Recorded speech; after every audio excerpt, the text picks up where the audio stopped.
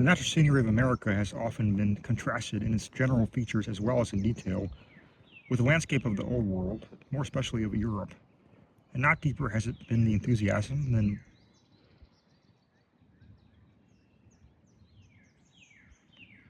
wide the dissension of the supporters of each region.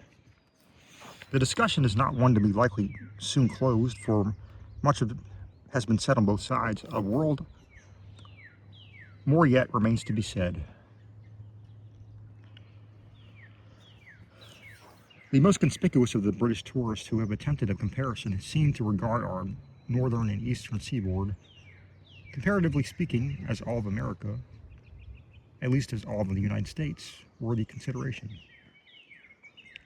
They say little because they've seen less. Of the gorgeous interior scenery of some of our western and southern districts, of the vast valley of Louisiana, for example, a realization of the wildest dreams of paradise. For the most part, these travelers content themselves with a hasty inspection of the natural lines of the land, the Hudson, the Niagara, Catskills, Harper's Ferry, the lakes of New York, the Ohio, the prairies, and the Mississippi. These, indeed, are objects well worthy of the contemplation of even of him who has just clambered by the castellated Rhine, or roamed by the blue rushing of the airy Rhone.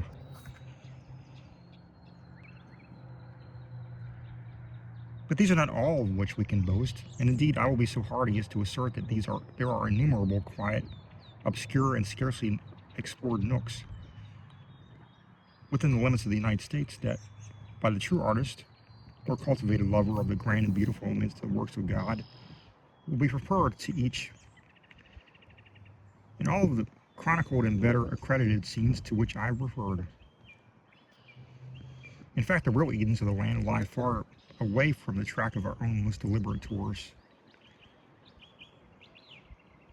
How very far they then beyond the reach of the foreigner who, having made with his publisher at home arrangements for a certain amount of comment upon America, to be furnished in a stipulated period, can hope to fulfill his agreement in no other manner than by steaming it, memorandum, book in hand, through only the most beaten and thoroughfares of the country. I mentioned just above the valley of Louisiana, of all the extensive areas of natural loveliness, this is perhaps the most lovely. No fiction has approached it. The most gorgeous imagination might derive suggestions from exuberant beauty, and beauty it is. It's indeed its sole character. It has little, or rather nothing, of the sublime. Gentle undulations of soil, interwreathed with fantastic crystallic streams, banked by flowery slopes and backed by a forest vegetation, gigantic, mossy, multicolored, sparkling with gay birds and burdened with perfume. These features make up, in the Vale of Louisiana, the most voluptuous natural scenery upon earth.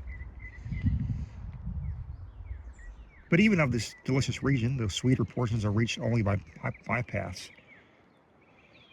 Indeed, in America generally, the traveler who would behold the finest landscapes must seek them not by the railroad, nor by the steamboat, nor by the stagecoach, nor in his own private carriage, nor yet even on horseback, but on foot.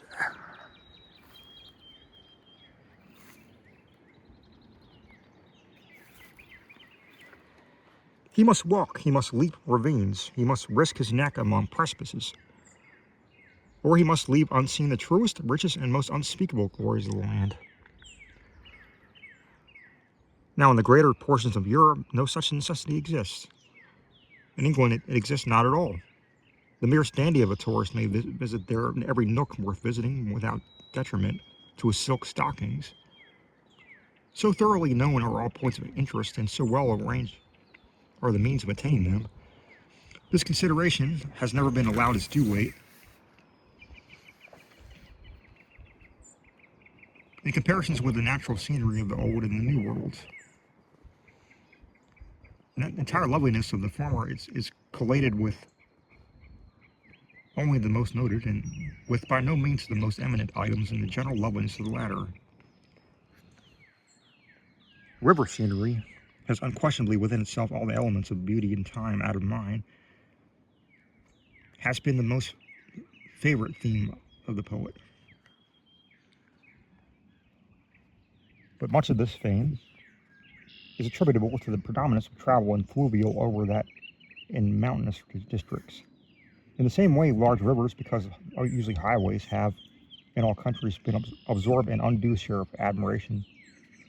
They are more observed and consequently made more the subject of discourse than less important but often more interesting streams.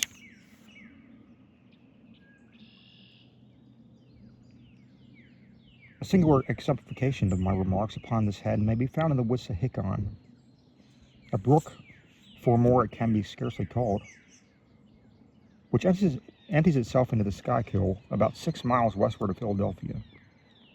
Now, the Wissahiccon is of so remarkable a loveliness that were it flowing in England, it would be the theme of every bard, and the common tongue of every topic of every tongue.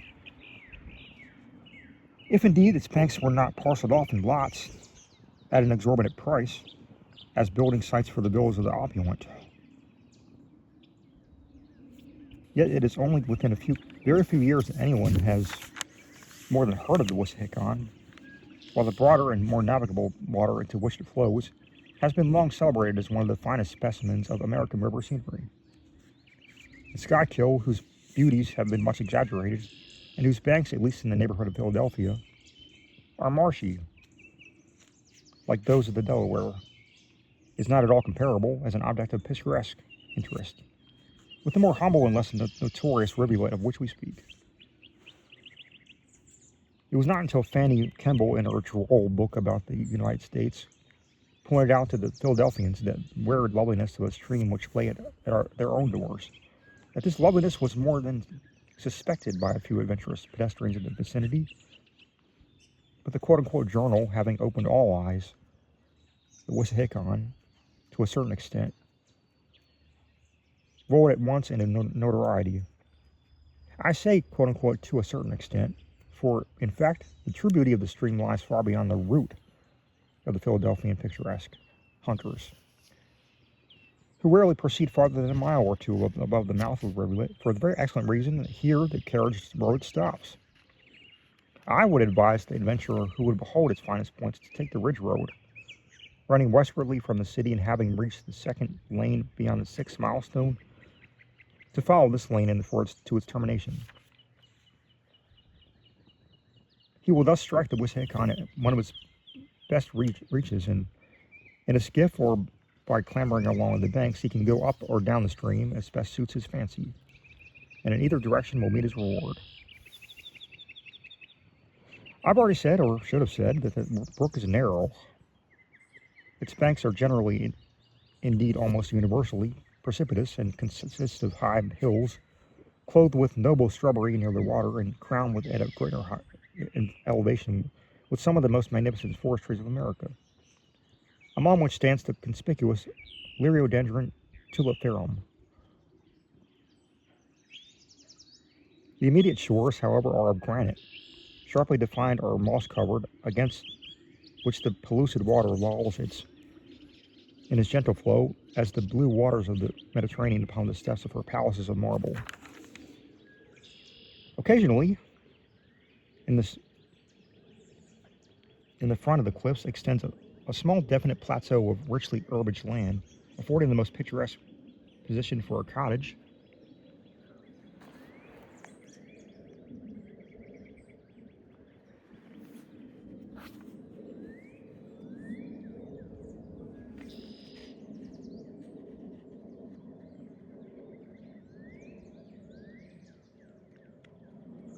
And garden, which the richest imagination could conceive.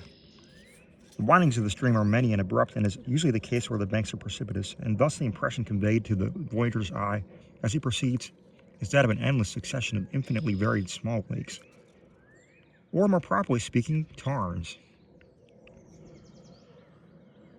The Wissahiccon, however, should be visited not like quote-unquote fair Melrose by moonlight or even in cloudy weather,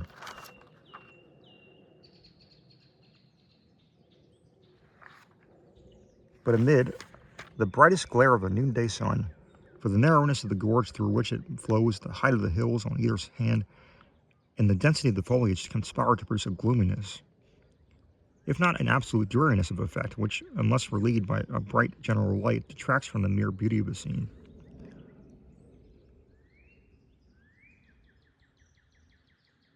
Not long ago, I visited the stream by the route described and spent the better part of a sultry day in floating in a skiff up to its bosom.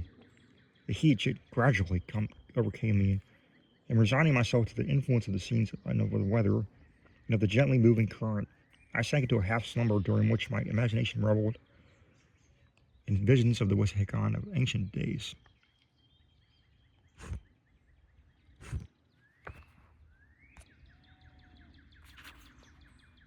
Of the quote-unquote good old days when the demon of the engine was not, when the picnics were undreamed of, when water privileges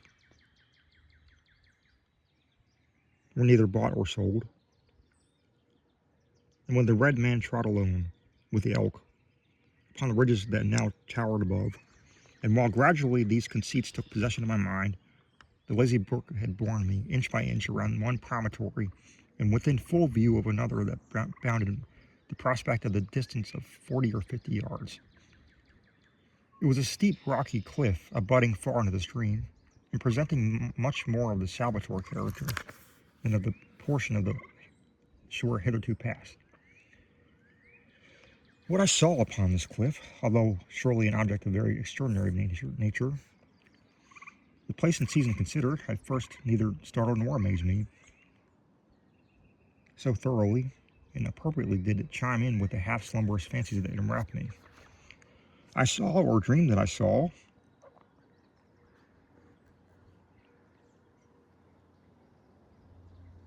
standing upon the extreme verge of the precipice with neck outstretched and with ears erect, and the whole attitude indicative of profound and melancholy inquisitiveness, one of the oldest and boldest of those identical elks which had been coupled with the red man of my vision.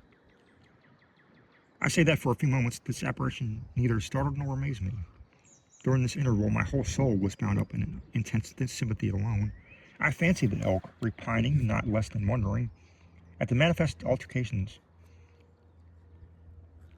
for the worse, wrought upon the brook and its vicinage, even with the last few years, by the stern hand of the utilitarian. But a slight movement of the animal's head at once dispelled the dreaminess which invested me, and aroused me to a full sense of the novelty of the adventure. I arose and upon one knee in the skiff, and while I hesitated whether to stop my career or to let myself float nearer to my object of my wonder, I heard the words, "Hist! Hist!" ejaculated from the shrubbery overhead. In an instant afterwards, a Negro emerged from the thicket, putting aside the bushes with care and treading stealthily. He bore in one hand a quantity of salt, and holding it towards the elk, gently yet steadily approached. The noble animal, although a little fluttered, made no attempt at escape. The Negro advanced, offered the salt, and spoke a few words of encouragement or conciliation. Presently the elk bowed and stamped, and then lay quietly down and was securely with a halter. Thus ended my romance with the elk. It was a pet of great age and very domestic habits, and belonged to an English family occupying a villa in the vicinity.